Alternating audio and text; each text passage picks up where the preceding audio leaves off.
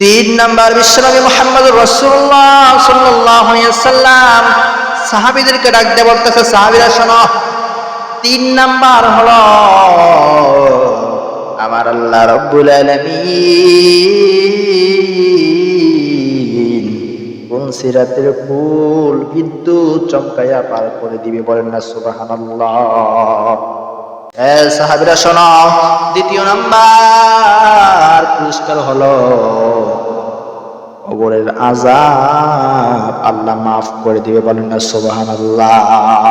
কি করবে? কবরের আযাব মাফ করে দিবে। এই প্রথম ঘাঁটি হচ্ছে কবর। মৃত্যুর পরে প্রথম ঘাঁটিই হচ্ছে কবর। এই কবরের আযাব যদি আল্লাহ মাফ করে দেয়, কোনো কিছু আর চাওয়া নাই, পাওয়া নাই।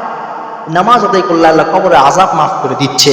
তাইলে এই নামাজটা কত বড়, কত মহত্ব, কত বরকতপূর্ণ। প্রিয় ভাইরা আমার, আপনারা এই নামাজ করেন না, আমরা নামাজ আদায় করি না। নামাজকে কত অবহেলা।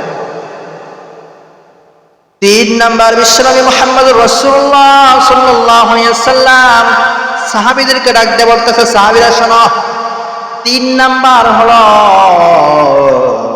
আমার আল্লাহ রাব্বুল আলামিন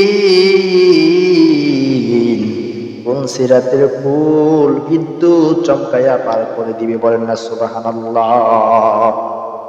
বিদ্যুৎ চমকে পার করে দিবে কোন সিরাতের ফুল, এত ভয়ঙ্কর, এত ভয়ঙ্কর। নিচে থাকবে ধাও ধাও করে আগুন জ্বলবে, উপরে সামান্য একটা চুল পরিমাণ একটা ব্রিজ থাকবে, ব্রিজের উপর দিয়ে আপনারা যাইতে কেউ হেঁটে যাবে, যার আমল যেমন সে তেমনি যাবে।